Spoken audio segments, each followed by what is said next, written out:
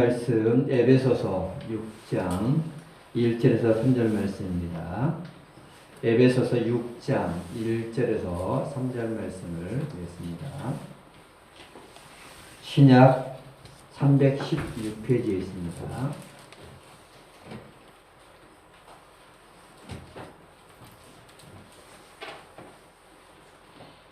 (6장 1절에서 3절) 말씀 제가 읽어드립니다.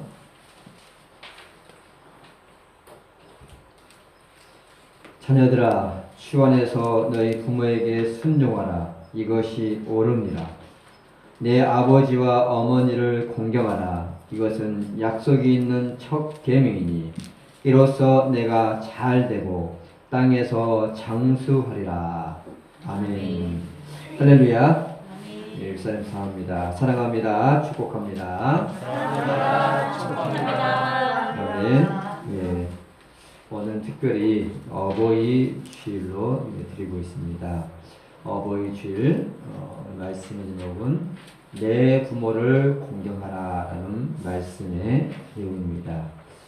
저도 이 말씀을 내 부모를 공경하라는 이 말씀을 전하는 저에게도 참 이 주제는 부담스러운 주제입니다. 내 부모를 공경하라는 이 말씀 앞에 나는 부모님을 잘 공경하고 있습니다. 나는 부모님을 잘 공경했습니다. 라고 자신있게 대답하시는 사람이 과연 얼마나 있겠습니까? 또 부모님 먼저 떠나보내신 분들은 참 이 주제를 대할 때 또 마음이 참 아프고 떠나보내신 부모님을 다시 한번 생각나게 하는 주제인 것 같습니다. 그러나 이 주제는 내 부모를 공경하라는 이 주제는 단순한 육신의 부모만을 말하는 게 아니고 좀 더 깊은 의미는 우리의 진정한 부모인 하나님 아버지를 공경하라, 경외하는 말이 같이 포함되어 있다는 사실입니다. 부모를 공경하는 말씀 누구나 부담이 되는 것입니다. 이 공경이라는 단어가 의미가 히브리어로 카바드거든요. 카바드인데 그 뜻이 뭐냐면 무겁다, 힘겹다, 짐이 되다, 존경하다, 용화롭다 이런 뜻을 가지고 있는 게 이 공경이라는 단어거든요. 공경이라는 단어가 됩니까? 굉장히 무겁다는 거죠. 짐이 된다는 거죠. 그 말은 무슨냐면 부모를 공경한다는 것이 무거운 짐을 지는 것과 같다는 뜻입니다. 그 말은 그만큼 부모를 공경한다는 것이 어렵다는 것을 의미하는 거예요. 하나님은 내 자녀를 사랑하라 라고 명령하지 않습니다. 왜 그럴까요? 자녀를 사랑하는 얘기는 명령하지 않아도 본능적으로 되어지는 거거든요. 부모가 자식을 사랑하는 본능적으로 되어지는 거기 때문에 그냥 명령하지 않아도 자동으로 되어지는 거예요. 그런데 부모를 공경하는 것은 절로 되어진 게 아니라는 거죠. 부모가 자녀를 사랑하는 것이 무거운 짐처럼 느낀다면 그건 심각한 문제죠. 요즘 자녀에 대한 굉장히 부모가 무거운 짐처럼 느끼는 게 많잖아요. 그래서 때로는 버리기도 하고 조석살도 많이 일어나잖아요. 시대가 그만큼 종말 시대니까 그러는 거예요. 종말 시대는 부모를 거역하거나 또 자녀를 사랑하지 않는 게 종말 시대에 나타나는 현상이죠. 오늘 본문은 우리가 부모를 공경해야 할 이유를 크게 세 가지로 말하고 있습니다. 첫 번째는 당연한 순리이기 때문에. 자, 우리 1절 한번 같이 읽어봅니다. 자녀들아, 주 안에서 너희 부모에게 순종하라. 이것이 옳으니라. 자, 자녀들아, 너희 부모를 주 안에서 순종하라. 딱 믿는 사람에게 딱 한 가지 조건이 있다면 어디 안에서? 주 안에서 순종하라는 게 차이죠. 주 안에서라는 얘기는 육신의 부모가 하나님의 말씀과 반대되는 명령을 한다. 과연 순종해야 되느냐? 그런 부분 때문에 주 안에서라는 단어가 붙어 있는 것입니다. 이것이 옳으니라, 당연한 일이라는 것입니다. 자녀가 부모에게 순종하는 것, 그것은 당연한 일이라는 거죠. 당연한 일인데 사실은 뭐예요? 쉬운 일이 아니라는 거죠. 어려운 일이라는 거죠. 짐승도 부모를 따르는데 인간이 자기를 낳아주신 부모를 공경하고 순종하는 것은 지극히 당연한 일입니다. 지극히 당연한 일인데 저절로 안 되지는 거죠. 부모가 자녀를 사랑하는 것처럼 부모 공경이 저절로 되어진 거라면 하나님이 명령할 필요도 없죠. 부모에게 순종하라 하고 명령할 필요도 없습니다. 안 되어지니까 오늘처럼 무거운 짐, 다른 말로 하면 정말 힘든 일이라고 표현한 것입니다. 여러분, 근데 왜 부모 공경이 어려울까요? 여러분, 어떤 부분에서 부모를 공경하는 것이 어렵습니까? 첫 번째는 사람이 부모를 공경하는 것이 어려운 일은 사람의 제약된 본성 때문입니다. 그리고 공경을 다른 말로 표현한다면 섬김이라고 말할 수 있고요. 내 부모를 공경하란 말이나 내 부모를 섬기란 말과 같은 의미입니다. 섬긴다는 의미가 뭡니까? 섬긴다는 얘기는요, 누군가의 종이 된다는 의미를 가지고 있어요. 사람은 누군가의 종이 되는 것을 원하는 사람은 아무도 없습니다. 여러분, 이 자리에 누군가의 종이 되고 싶은 사람 있습니까?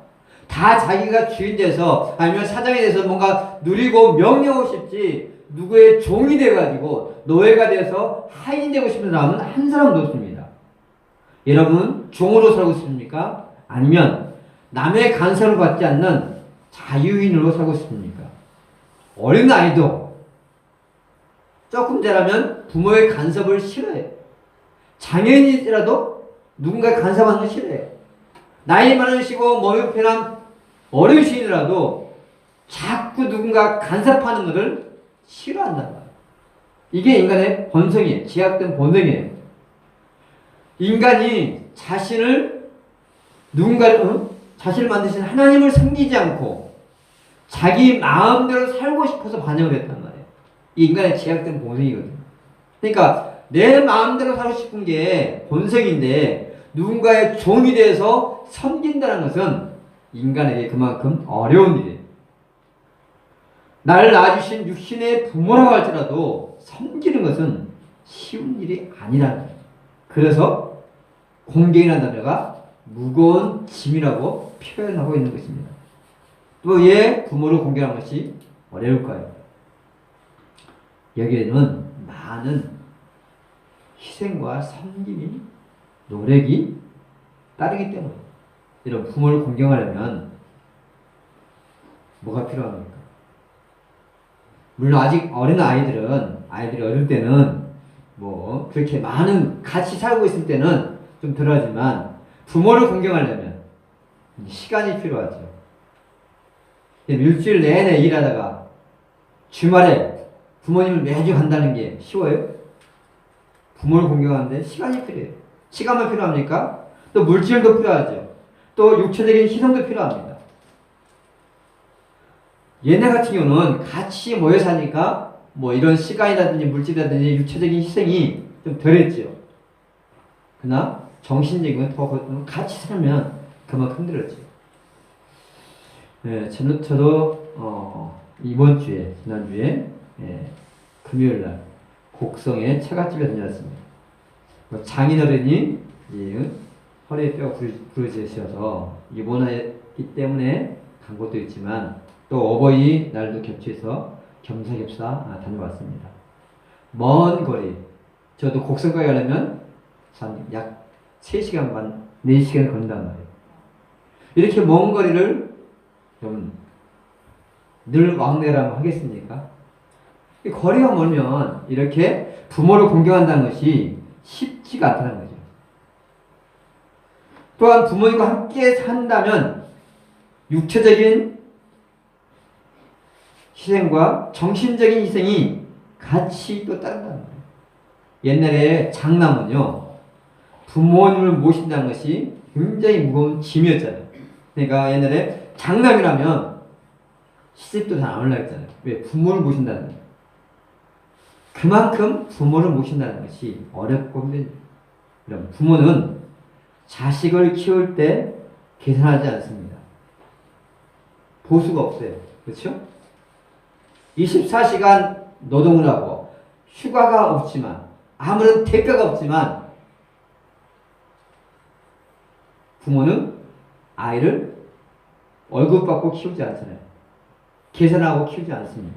그런데 자식은 부모를 공경하는데 자꾸 계산을 하게 됩니다. 영상 보세요.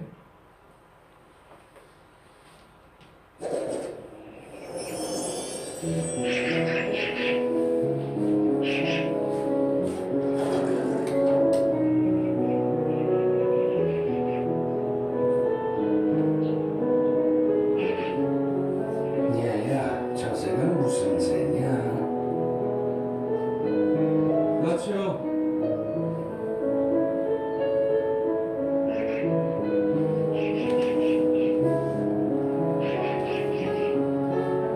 얘야, 저 새는 무슨 새냐? 까칠하니까요.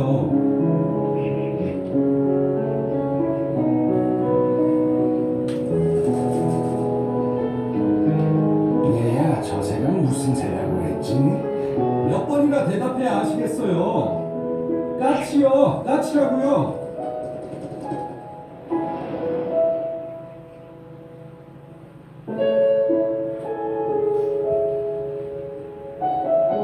아범아, 너는 어렸을 때 저게 무슨 새냐고 100번도 더 물었다. 아빠, 저새가 무슨 새예요? 까칠한다. 까치요? 아빠, 저새가 무슨 새예요? 까치야. 까치요? 그럴 때마다 아버지는 까치한다, 까치한다 몇 번이고 대답하시면서 말하는 이가 귀여워서 머리를 쓰다듬어 주셨지. 그래서 네가 말을 배울 수 있었던 거다.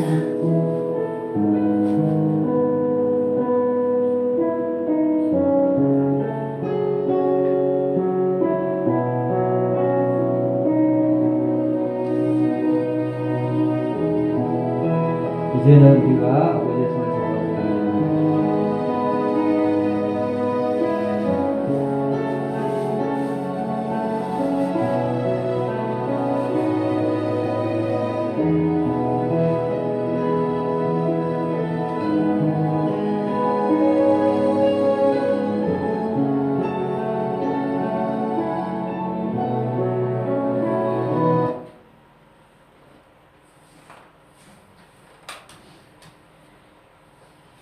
따라서 합시다. 살아계실 때 살아계실 때 잘합시다. 잘합시다.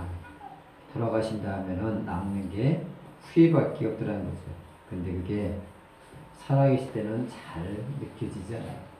저도 사실 양가 부모님이 다 살아계시니까 그게 절실하게 느껴지진 않습니다. 돌아가신 다음에 남는 거는 못 해준 것만 기억에 남는 것 같습니다. 또 왜 부모 공경이 어려운지가 뭡니까? 부모에게 받은 상처들은 부모 공경에 영향을 많이 미친다는 사실이에요. 어릴 때 부모님이 나를 어떻게 양육했느냐가 어른이 돼서 부모님을 공경하는데 대단히 많은 영향을 미칩니다. 부모님이 나를 잘 바르게 양육했다면 그나마 공경하는 것이 쉬운데 이혼하신 부모, 폭력적인 부모, 자기 가족을 돌아보지 않는 그런 부모, 늘 상처만 주는 그런 부모를 공경하라고 하면 그게 쉬운 일이겠습니까? 우리는 그럴 때 이렇게 얘기하죠. 부모가 부모 같아야 섬기지. 여러분, 부모가 나에게 해준 것이 뭘 있어 할 때 참 부모를 섬기는 것이 참 어렵습니다. 자녀의 마음에 상처와 아픔이 많으면 그만큼 부모를 공경하는 것이 어렵다는 거죠.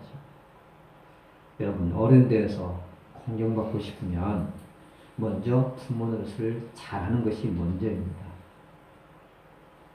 왜냐하면 심는 대로 거두기 때문입니다. 또한 두 번째, 왜 우리가 부모를 공경해야 되느냐? 하나님의 명령이기 때문입니다. 자, 우리 2절 한번 읽어볼까요? 내 아버지와 어머니를 공경하라. 이것은 약속이니 첫 계명이니. 아멘. 자, 우리 본문을 주의 깊게 한번 봐보세요. 주의 깊게 생각해 보세요. 내 아버지와 어머니를 공경하라. 이 말에는 어떠한 조건이 없잖아. 어떤 조건. 이에서 부모 공경을 어려운 일들을 말했지만 그럼에도 부모 공경에는요 어떠한 조건이 붙지 않는다는 거죠. 부모가 많이 배웠다든지 아니면 양육을 잘했다든지 재산이 많아야 된다든지 건강해야 되든지 자녀에게 상처를 주지 않아야 한다는 어떤 조건이 없단 말이에요. 예수 믿는 부모에게 공경한다. 그것도 없어요. 부모는 나를 낳아주신 부모이니까 공경하는 거예요. 그럼 부모님이 안 계시면 내가 이 땅에 존재하겠습니까? 나를 낳아주신 분이기 때문에 공경하라고 하나님은 명령하십니다. 여러분, 부모님이 마음에 안 든다고 바꿀까요? 부모는 자식이 마음에 안 든다고 바꿀 수 있습니까? 부모 자식은요 마음에 안 든다고 바꿀 수 없는 존재예요. 여러분, 부부간에는 마음에 안 들면 헤어질 수 있어요. 그런데 부모와 자식 간에는요 혈육이라는 것은요 내가 마음에 들고 안 들고 상관없이 바꿀 수 없는 거예요.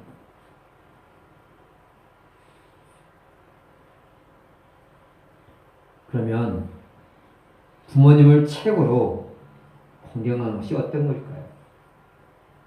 부모님을 공경하는 것이 하나님의 명령인데 부모님을 최고로 공경하는 것이 어떤 것일까? 육신적으로, 마음적으로 편안하게 해주는 것 중요합니다. 그렇죠? 일단 부모님 공경하는 것은 육신적으로, 마음적으로 편안하게 해주는 거죠. 근데 그보다 더 중요한 것은요. 최고의 효도는 부모님이 예수님께 하는 거예요. 천국 가게 하는 거죠. 그럼 물질적인 필요를 채워드리고 자주 찾아뵈면서 마음을 편하게 해드리는 것이 굉장히 중요하죠. 자주 찾아뵙지 못하면 전화라도 해주는 게 참 중요해요. 이게 습관이 안 돼서 참 그런데 어떤 며느리는 가까이 산다 보니까 그냥 매일 아침에 인사하고 뭐 출근하는 그런 며느리들이 있더라고요. 그러니까 참 어려운 일이죠. 응? 가까이 있어도 그게 쉬운 일은 아니란 말이에요. 그런 며느리들이 있어요. 근데 우리는 그냥 전화 한 통하는 것도 굉장히 어렵다는 거죠. 그런데 아무리 육신적으로 잘생겼다 한들 그 부모님이 천국에 가지 못하면 그 부모님의 영혼이 천국 가지 못하면 이보다 더 큰 불효는 없다는 거죠. 물론 그것이 부모님을 전도한다는 것이 뜻대로 내 마음대로 되는 건 아니에요. 그러나 육신의 부모로서 부모이니까 최선을 다해서 우리는 섬기면서 전도도 해야죠. 예수 믿으라고 해야죠. 근데 육신의 도리를 안 하면서 자녀의 도리를 안 하면서 예수 믿으라고 하면 부모에게도 전혀 그런 감동이 되지 않습니다. 하나님은 이렇게 부모를 공경하고 우리에게 약속을 하셨어요. 어떤 약속이 있습니까? 세 번째, 이로써 내가 잘 되고 땅에서 장수하리라. 아멘. 하나님께서는 부모를 공경해야 할 세 번째 이유는 네가 부모를 잘 공경하면 하나님께서 복을 주시겠다고 약속했습니다. 땅에서 잘 되고 장수해 보시겠다는 거죠. 부모 공경은 당연한 순리이고 하나님의 명령이지만 또 한 가지는 내가 잘 되기 위해서, 내가 복 받기 위해서 우리는 부모 공경을 해야 되는 거예요. 형통하게 원하십니까? 잘 되기 원하십니까? 그렇다면 제일 먼저 내 부모를 잘 공경하는 것입니다. 이것이 하나님의 약속이라는 거죠. 하나님은 복에 대한 모든 내용은 거의 다 하나님과 관계가 되어 있거든요. 하나님을 잘 섬겨라, 말씀에 순종하라, 그 복을 내신다 했는데, 근데 유일하게 인간관계에서 복을 약속하는 게 부모입니다. 부모를 잘 공경하면 하나님께서 복을 주시겠다고 이렇게 약속을 하고 있다는 거죠. 여러분, 우리가 하는 일이 뭔가 잘 안 되고 안 풀린다면 먼저 내가 하나님과의 관계가, 육신의 부모님과 관계가 잘 맺고 있는지를 돌아보시기 바랍니다. 근데 하나님은 왜 그렇게 부모 공경을 중요하게 여길까요? 왜 하나님은 이렇게 부모 공경을 중요하게 여기냐면, 물론 나를 낳아주신 부모이기 때문에도 있지만, 그보다 더 중요한 이유는 육신의 부모를 공경할 줄 모르는 사람은요, 하나님을 공경할 수가 없기 때문이에요. 부모는 이 땅에서 하나님을 대신하는 자입니다. 하나님 아버지의 그림자가 육신의 부모란 말이에요.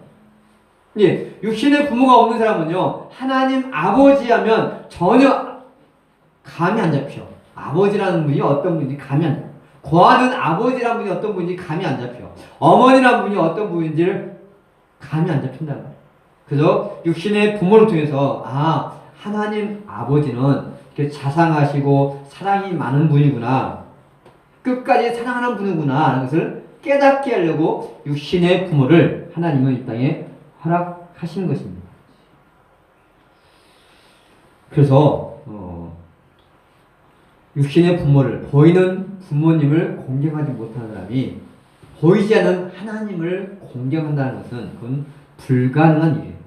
그래서 공경이라는 단어에 다른 뜻이 뭐냐면 존귀하다, 경외하다는 뜻이 가지고 있어요. 여러분, 이 단어는요, 존귀하다, 경외하다는 단어는요, 오직 하나님께만 사용하는 단어예요. 어떤 문제도 경외한다는 단어를 쓰지 못하거든요. 근데 신에게 하는 거잖아요. 경외하신 위대한 김일성 동생, 신에게만 쓸 수 있는 경외라는 단어를 누가 쓴 거예요? 부모에게만 쓴 거예요. 그만큼 하나님은 부모를 중요하게 여긴다는 거죠. 디모데전서 5장 8절에는 이렇게 말합니다. 같이 읽어보겠습니다. 누구든지 자기 친족, 특히 자기 가족을 돌보지 아니하면 믿음을 배반한 자요 불신자보다 더 악한 자니라. 아멘. 자기 가족을, 특히 믿는 사람이라고 하면서 자기 가족, 부모를 돌아보지 않는 자는 불신자보다 악한 자니라. 아니, 당연한 인간적인 도리도 못하면서 이 사람이 예수 믿는 사람이라고 할 수 있냐는 거죠. 아니, 이단 쌓이고 보세요. 신천지 보세요. 종교적인 것 때문에 누굴 고발해요? 아, 부모를 고발해. 이게 종교 개념이에요. 우리가 이런 말 하잖아요, 세상에서도. 야, 먼저 신앙이 전에 인간이 되라고. 인간적인 도리도 못하면서 무슨 하나님을 신을 믿는다고 하느냐 라고 얘기를 하잖아요. 그러니까 이게 사이비가, 그래서 사이비가. 눈에 보이는 육신의 부모를 공경하지 못하면서 하나님을 믿는다는 것은 그건 거짓말이라는 거죠. 불신자보다 악하다는 거죠. 예수 믿는 사람이 부모를 거역했어요. 그러면 얼마나 복음이 더 가르겠습니까? 제가 이 동네에 보니까, 이 동네 말고 시내도 자식이 부모가 가까운 동네에 살고 있는데도 불구하고 전혀 돌아보지 않는 거예요. 아니, 가족 가까운 데 살고 있는데도 전혀 연락 않고 살고 있는 그런 자녀도 있다는 거예요. 한마디하면 부모 자식 간에 뭘 끊어본 거예요? 위를 끊어본 거예요. 근데 문제는 뭐냐? 그 자식이 예수 믿는 사람인 거죠. 참 기가 막힌 일이죠. 아니, 예수 안 믿는 자식도 내 육신의 부모를 공경하는데 믿는다고 하는 사람이, 물론 뭔가 부모에게 상처 아픔이 있겠지요. 말로 사실 있겠지만, 그렇다고 해서 육신의 부모를 아예 등지고 살아요? 그게 가능한 일이 아닌 거죠. 나를 이 세상에 태어나게 하신 분이 부모예요. 나를 낳으신 육신의 부모를 공경할 줄 모르는 사람이 하나님을 믿는다는 것 자체가 불가능한 일이기 때문에 하나님은 먼저 너희 육신의 부모를 공경하는 거죠. 근데 부모 공경의 이야기를 더 깊은 얘기를 한다면, 이 말씀은, 내 부모를 공경하는 이 말씀은 단순한 육신의 부모만을 말하고 있는 게 아니라는 거죠. 이 세상에는요, 세 분류의 부모가 있다라고 되어 있습니다. 우리는 친구 부모님에도 부모님이라고 얘기해요. 그럴 때. 그렇죠? 친구 부모는 뭐 부모는 아니지만 이 세상에는 세 분류의 부모가 있단 말이에요. 어떤 부모? 우리를 낳아주신 육신의 부모가 있어요.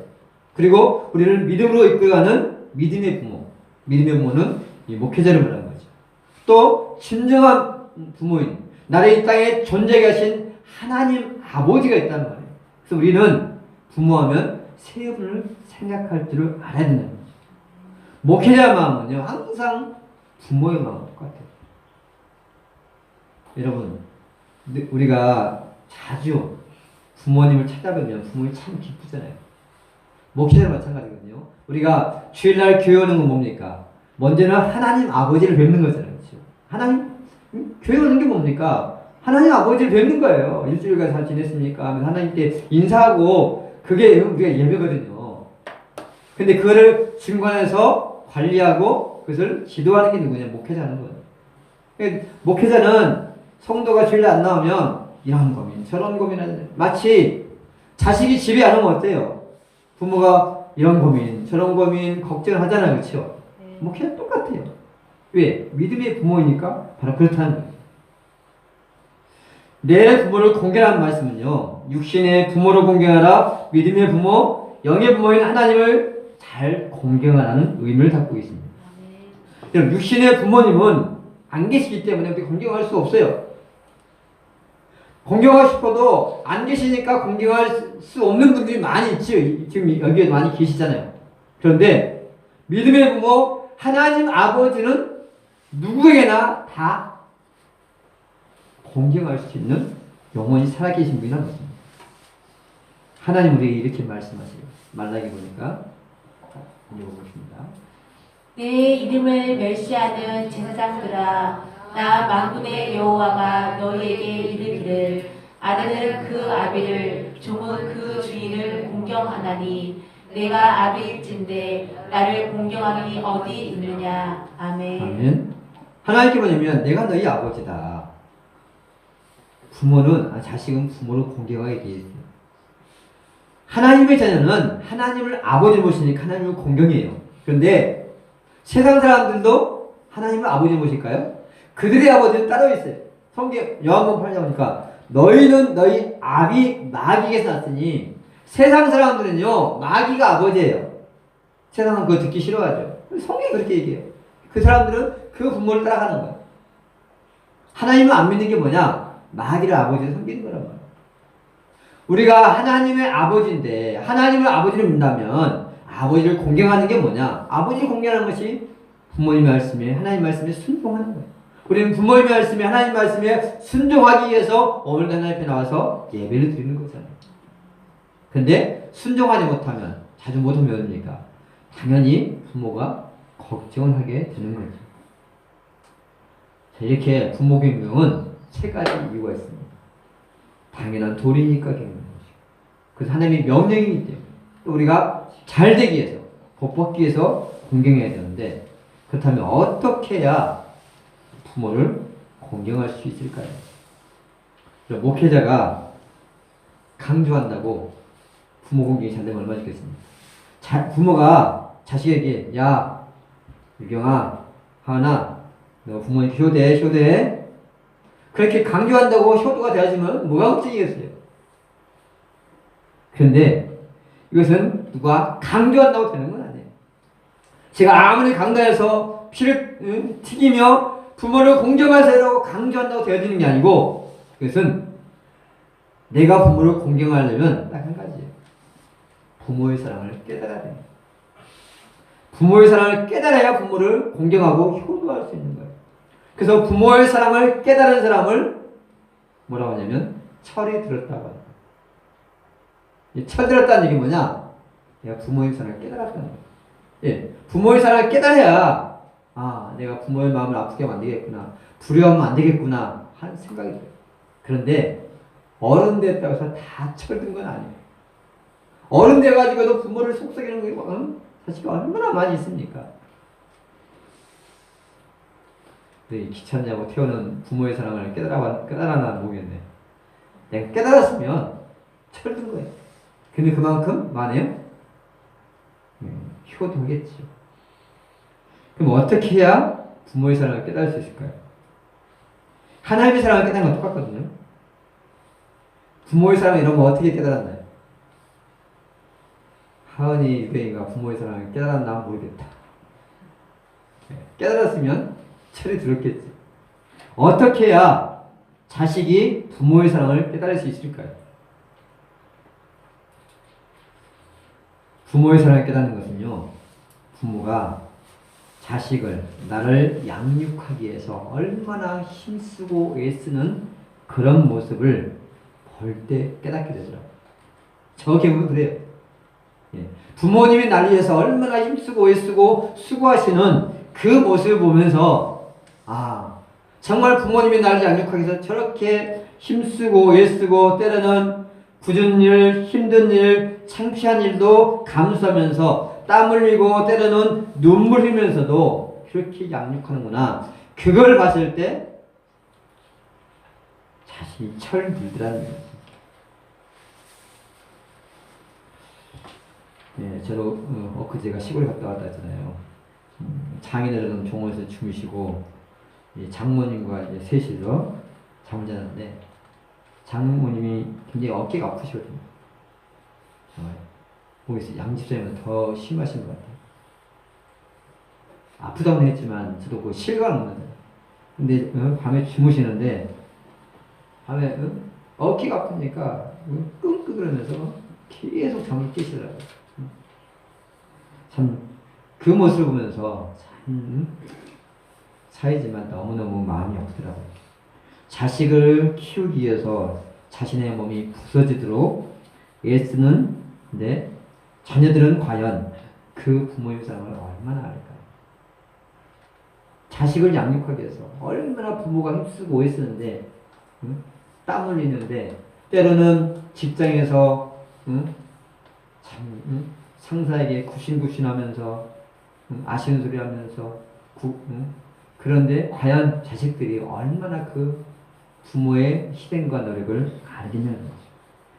자기 때문에 부모님이 고생하신 것을 보고 자란 아이는요, 절대로 불효할 수가 없어요. 그것을 보고도 불효하면 그것은 짐승만도 못한 거예요. 나를 양육하기 위해서 삶의 일터에서 고생하시는 부모님의 노력을 생각해요. 또한 나를 구원하시기 위해서 독생자 예아들까지 아낌없이 희생하신 하나님 아버지의 사랑을 생각해 보세요. 아주 영상 보고 마무리를 잡고자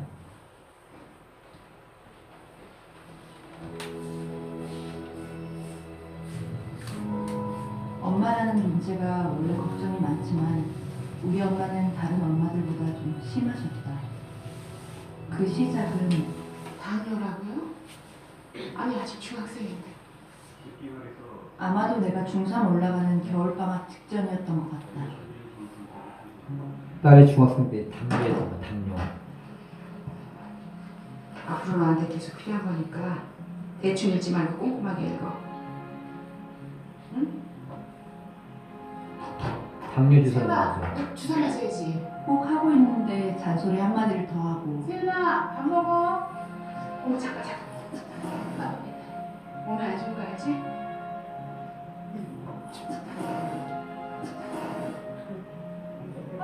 또. 세연이 이제부터 잡아. 못하게 하는 리스트가 늘어갔다.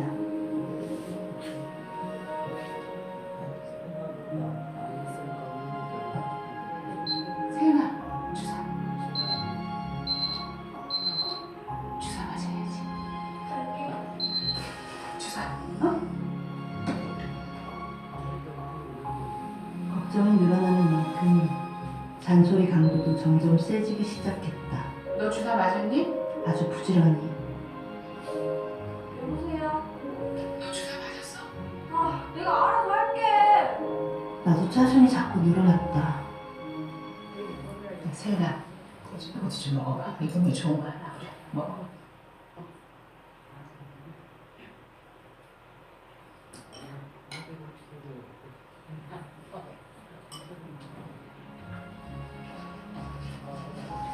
야, 세연아. 또 왜? 너 주사 맞았나 싶어서.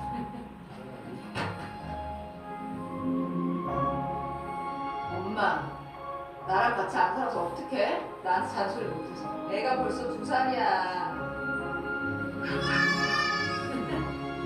나 갈게, 엄마. 가져올게. 그 약속은 지키기 쉽지 않았다.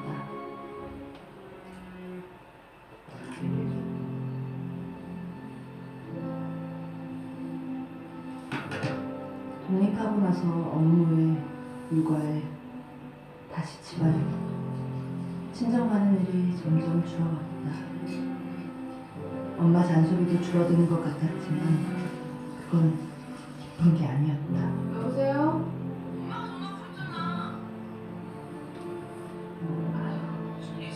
아니 내가 너한테 뭐 할 말이 있었는데 아유 좀 생각나. 아유 내가 요즘에 자꾸 깜빡깜빡해.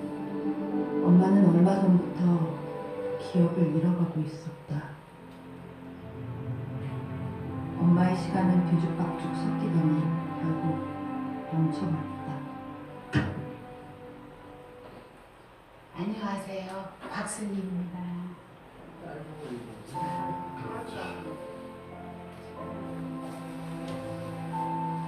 엄마가 치매를 앓으신 거죠?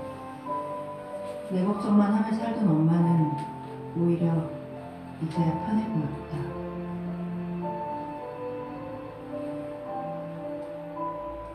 엄마, 이거 좀 먹어봐. 세연아, 소고기 좀 먹어봐. 이 국물 좋아.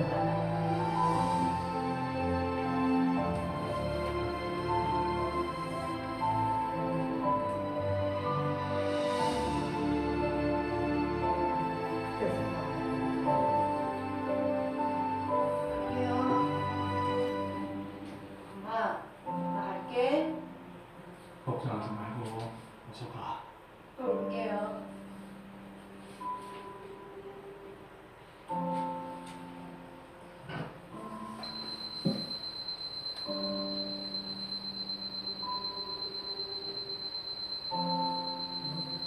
엄마, 나도 엄마를 영원히 기억할 거야.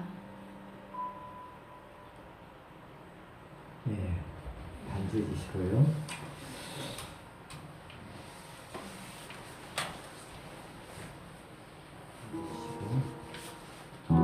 찬소리할 부모가 계실 때 감사할 수 있기를 합니다. 부모님이 안 계신 분들은 지금 우리가 진정 공경해야 할 하나님 아버지 계심을 기억하시기 바랍니다.